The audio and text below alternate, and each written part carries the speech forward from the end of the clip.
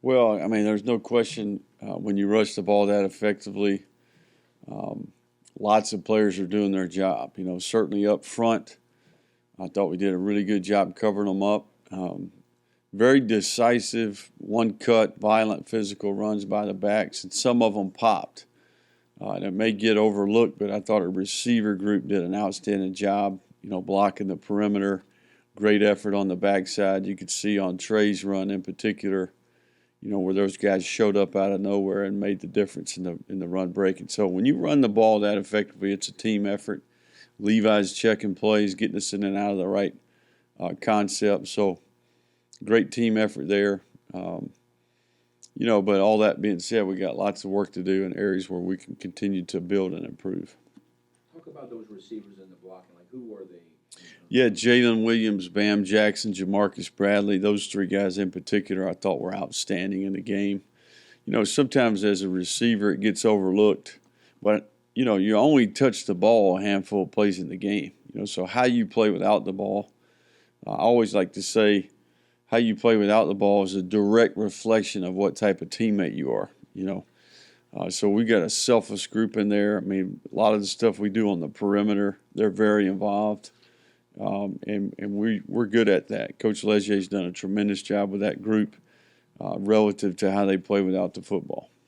It's hard to kind of monitor the wide receivers in and out. So can you kind of give us, like, you were shorthanded in the first game. And Sure. Bam had kind of. Yeah. Where are we at wide receiver right now? Well, yeah. Sure. I mean, Khalif obviously was out for the game. Didn't make enough progress to play. So Peter LeBlanc obviously played a significant number of snaps, and he's a typical rookie. He does a lot of things well, but also makes some mistakes. We've got another young player, Brian Smith Jr. He's out there playing, and I think as those guys get more experience, they'll become more polished, more detailed players, and that's really the challenge for the entire team and a lot of young players on our team. So. We've got a great rotation going with Jamarcus and Jalen. Certainly Jamal and Peter rotated with each other, and then Bam and Brian. So those are kind of the six guys that we play. And then after that, we're kind of waiting around to see, all right, how much progress is the next group going to make? Is Khalif going to be prepared to play? Those types of things. But in general, this week in particular, we were a little bit banged up.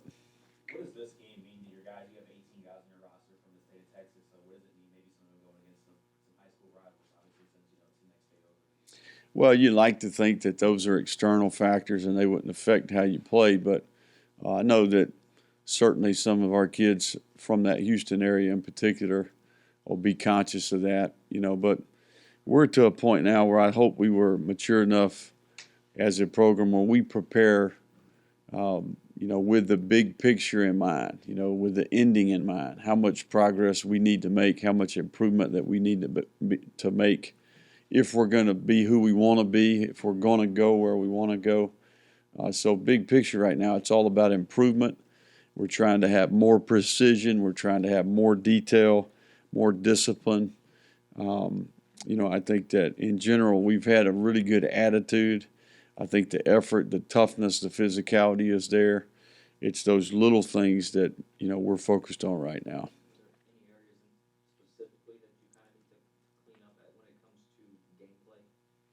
I think just in general, start with the things that we want to, that are uncharacteristic, not the type of team that I want to have or our staff wants to have. And certainly our players get it too. I mean, we want to start with eliminating turnovers. Any undisciplined penalty, a bad decision, a block in the back on a huge punt return in the game. We want to get rid of that. We want to get rid of a false start penalty. Personal foul in the opener, those types of scenarios where it has nothing to do with the opponent. And then the mental errors, the miscommunications. Maybe you give up a big play because you're misaligned. Maybe you give up a negative play because of the poor technique. So turnovers, undisciplined penalties, mental errors, and fundamental flaws that we have, those are areas, that's where we're starting. And we've got 2 games of feedback now. We've got a legitimate sample here. We kind of know where we're at. So the big challenge talking to the staff this morning, it's not about problems. It's about solutions, and that's coaching. You got to come up with a plan for improvement in those areas and challenge the players. And that's what we're going to do. Coach, is there any the rush defense? It was a little bit better than the opener, but you still gave up the big 66-yard play, so almost 150 yards on the ground to Liberty. Is that still just a work in progress? Well, outside of the 62-yard run, I think we were at 2.8 a carry, which is under 3 yards a carry, which is our goal and objective. After that 62-yard run, they had 138 yards offense the rest of the game. We shut them out in the second half. So they got half of their offense in the first possession in that one play. And outside of that, I thought it was a pretty dominant performance by our defense. They were 2 for 11 on third down, and basically played in 4-down mode the entire second half. So we need to improve in how we start. 2 weeks in a row, the opponents got the ball and marched right down the field for a touchdown. So starting fast on defense in particular is an area that we're focused on. But I think you're right. We need to improve our run fits, and certainly that's a team effort when you start looking at that. Coach, why do you think the slow start on defense? So the past 2, obviously the defense can play. They proved that. Sure. But is Yeah, I think that's. I think we've got to fix it, and I think we're going to spend time trying to resolve that. You quality control everything that you do. This would be no different. If I knew, we would have got it fixed Saturday. So I think it's an area on our team where we're going to make an emphasis and a point of it and try to start a little bit better for sure. What do you tell your team when you are favored so heavily? Well, we don't talk about that. That's not a conversation that we have with the players. This is a team where we need to focus on what we can control. That's a broken record. Every coach in America says it, but it's the truth. The first way you win is you don't beat yourself. And as happy as maybe, kind of grip my teeth and smile at you and tell you I wanted to celebrate the win and all that, I know that we could have played better. Sometimes we get too consumed with the outcome, But we had opportunities in that game to blow it open and make it an absolutely lopsided win, and we didn't necessarily do that. So we don't get them back. All we can do is live and learn, and I think that that's what's most important. It is going to give us some things that we can be critical of and try to focus on and correct as a staff.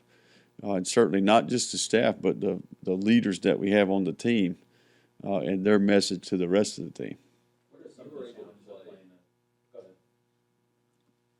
You're good. You were able to, even in a game that 35-14 really wasn't, like you said, out of hand, you were still able to play an awful lot of people in the second half. How big was that? Sure. Well, in general, we play a lot of people, even from the jump. We knew it was going to be hot and humid. We felt like we've got lots of players that are in comparable places, if that makes sense. So we committed to playing them, rolled them throughout. And then at the end of the game, the last 5-6 minutes of the game, we did play some of those players that maybe hadn't played up until that point. And that's a huge benefit, because now those players are going to make significant improvement. They kind of got out there, got their first ever playing time, which I think will be good for us as a team. You said it, the game never felt out of hand. But I think a critical turn of events was the end of the second quarter and the first possession of the second half. To be able to score touchdown there, execute in 2 situations we didn't do well in the first game in New Orleans. So the 2-minute possession before the half was a big deal, and then certainly to take the ball and go down and score the first possession of the second half was a big deal. What are some of the challenges of playing another great team like yourself? They were down double digits, Texas Southern was, and they came back and scored 20 points in the third quarter. Yeah, no, there's no question. This team that we play, Coach McKinney and his staff, they've done a terrific job. You can see, we've watched their personnel from last year. They've made significant progress in their off season in the first 2 games. They're much more disciplined. They're playing with really good effort. and they've got some skill players where they can score on you in a hurry. You know, we're talking about a quarterback that played in Florida State, a couple of receivers that played at Michigan State, Baylor, Texas State. You know, they've added probably 6 or 7 transfers to their team that makes them really talented. So, you know, they've got their weapons, and we're going to have to be well prepared to defend them. What kind of similarities, if any, do you see with you and Coach McKinney? Obviously, you guys both have an SEC coaching background. Well, I mean, yeah, I mean that you said it. Coach McKinney's got significant college experience. He's been around some really good coaches, and you can see that has proved beneficial to him and how his team is playing so far. Well, I mean, he can do everything. I mean, he can throw and run. You know, he's as talented as anybody in the country. Jimbo recruited him when he was at Florida State, and certainly he's got arm talent. And the crazy thing here is they've got a Power 5 group of skill players to go with them. So it's going to be a good test for us for sure. We talked last week about Mitchell Max. What did he arrive with that allowed him to be so ready so soon? You know, I think the program that he came from, not only was he well coached, but the strength and conditioning program at that school, you know, that's a winning program, and they do it the right way. You know, they've got a great off-season program. We've even brought one of the former original strength coach in to meet with Coach Hockey and our staff. You know, so you know, he had worked with the Atlanta Falcons, Oakland Raiders. Not to mention the fact that Mickey McCarty is kind of an offensive line type of guy. You know, he was ahead of the curve, not to mention the guy's 6'5", 300 pounds. So Max was mature as a competitor. He had played in the big game. He was physically developed enough to play early. And certainly right now he's playing 2 positions for us and is a very valuable player on our team. You mentioned Saturday that y'all got to get more consistent in downfield passing game. How much of that has had to do with the unavailability of the wide receivers that we were talking about earlier? Well, as you watch them? yeah, no question. I think just in general, we did take some shots in the game. We just didn't connect. You know, had a few guys open. And that's kind of what I'm talking about is precision in that area, whether that's the protection, we can hold it a little bit longer, you know, or the detail in the route or the accuracy of the throw, you know. So that'll be one of the things that's on our list here of objectives that we've got to improve. So no question, vertical passing game, we can pair that with this running attack will be dangerous. It's obvious that there was not false advertising when you said all through August that there were several positions that it was going to be a week-to-week decision. Sure. Did the players, now that we played to it, do they understand that now, or were they expecting it? How do you kind of gauge their reaction? Well, I think it's been beneficial for our team, in particular on defense. You know, we're playing lots of players on defense. We're able to stay fresh. Therefore, we're able to challenge their effort, you know, and their attention to detail and how they prepare, how they practice. It's no secret that if you practice well, you're going to play well. And because we have competition on defense, we're getting a better product on game day because it's very competitive out there each and every day, Tuesday and Wednesday in particular. You talked about seeing a large improvement from week 1 to week 2. What do you typically see from week 2 to week 3, and what do you want to see out of your ball club this week? Well, I think each week's a little bit different. The matchup's different. What players are available, you know, and you got to kind of erase the board and start over. You know what you're good at. You know the areas where maybe you need to improve. So, you know, week in, week out from here on out, it's kind of an individual matchup type scenario. You know, strengths, weaknesses, what players are available. What do you need to do to make improvement in some areas that continue to be a problem? But in general, we've got a formula that we focus on that usually when you look at it, if we do that well, we'll win. And when we haven't won. So I think our team kind of knows where we're at and what we need to do. And I'm anxious to get back to work on Tuesday. It was a unique situation, obviously, with Coach Freeze. Did you get a chance to talk to him at all? Yeah, I talked to Coach Freeze earlier in the week, and then also after the game yesterday. Talked to a couple of their assistants after the game. Didn't get to see him when he was here because he flew in right before the game and flew out right after. But certainly, I think he was very thankful for the accommodations, the hospitality. And, this is a tough gig for him, tough scenario for him. So we'll be pulling for him as he makes a full recovery. Did you see more 11-on-11 you talked about last week? Yes. 11, is that maybe a product of that week 1 to week 2? Sure. Yeah, that's probably where we, in all three phases, the score wasn't indicative, in my opinion, of how well we really played, if that makes sense. We just need to execute a little bit better in some critical situations. You start talking about the 3 missed field goals, the last play of the offensive game where we didn't score on the 6-inch line. We turned the ball over on the 13-yard line. We could have broke that game open and it could have been really lopsided, but we didn't. So we're looking at a 35-14.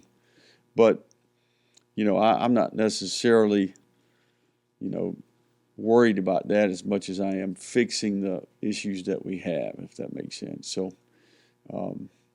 try not to be too worried about that scoreboard and that outcome, but truth be known, it's more about, okay, hey, these are areas of our team where we got to make improvement, and that's what we're going to work on. What do you want to tell the fans about the team, how hard they're working? Yeah, well, first thing, and I've said in numerous interviews so far today, we're really thankful for our fans and for our students.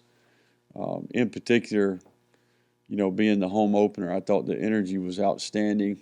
Certainly, I thought they affected the game, starting with the energy that they provided in the Cajun Walk, by far the best Cajun Walk we've had since I've been here. And we want to build off of that. We encourage them to go grab 3 or 4 more friends and bring them back. Great opportunity this week with it being family week, family night.